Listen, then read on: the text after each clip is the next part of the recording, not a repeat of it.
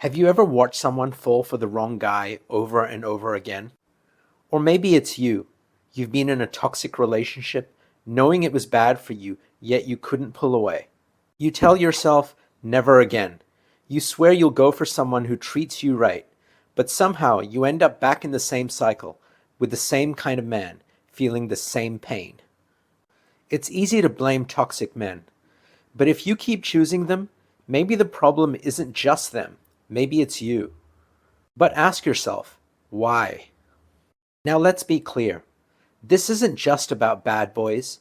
A bad boy might be rebellious or exciting, but a toxic man thrives on chaos, manipulation, and emotional games. At first, it feels like magic. He's confident, intoxicating, he makes you feel chosen, different, special, like he sees something in you no one else has. It moves fast, but it doesn't feel rushed. It feels right.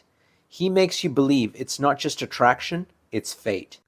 And then the shift happens.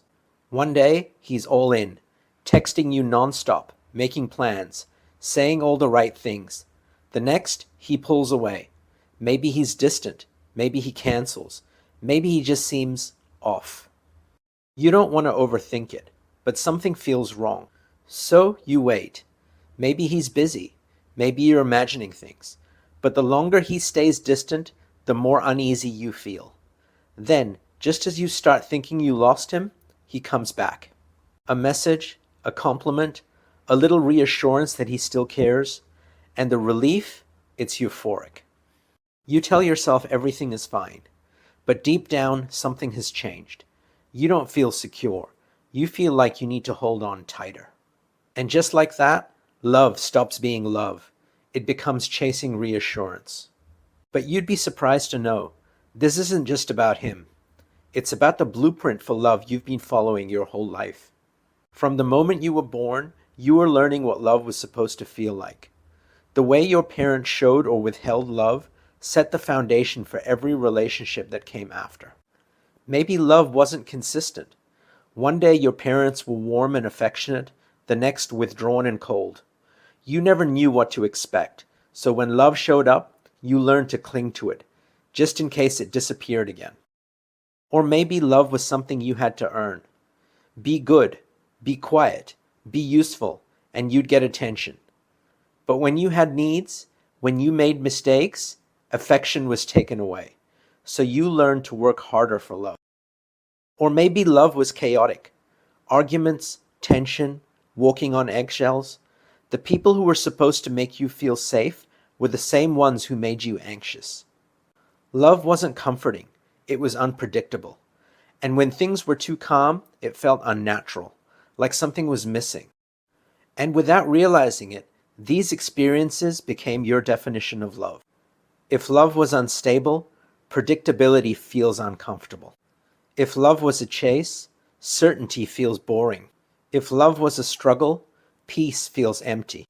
So when a man makes you work for his affection, wait for his commitment, or fight for his attention, it doesn't feel wrong.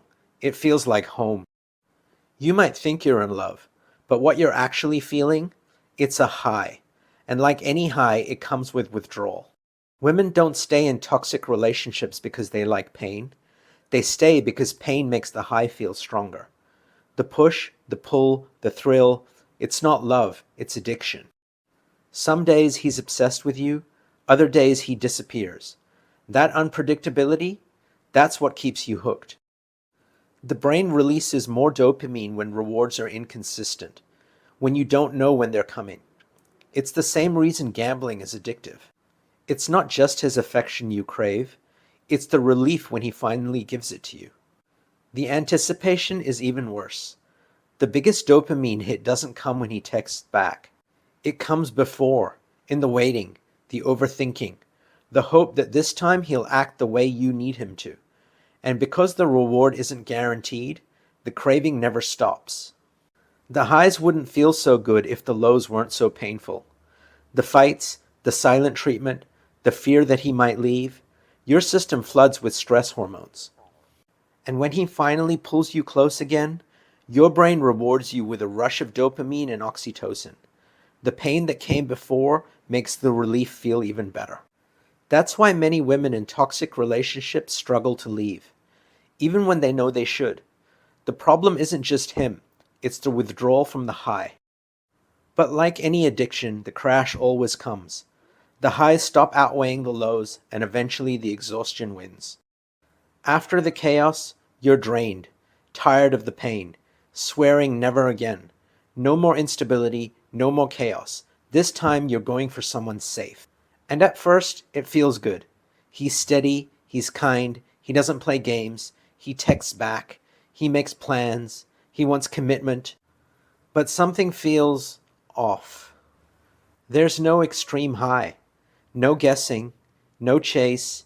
The emotional roller coaster is gone, and with it, the rush.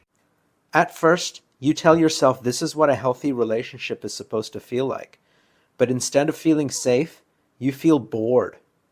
The stability you wanted now feels dull.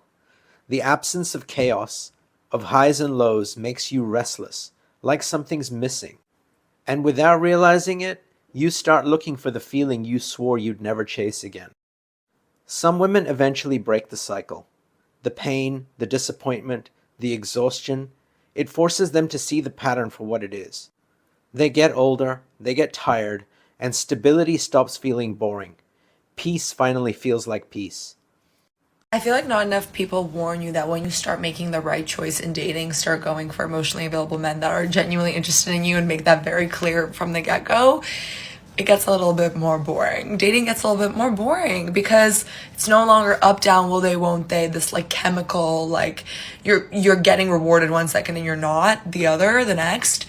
You're getting consistent, predictable behavior, and that to the brain is not exciting. Otherwise, drugs wouldn't be exciting to people, It's very predictable, smooth sailing, and stable.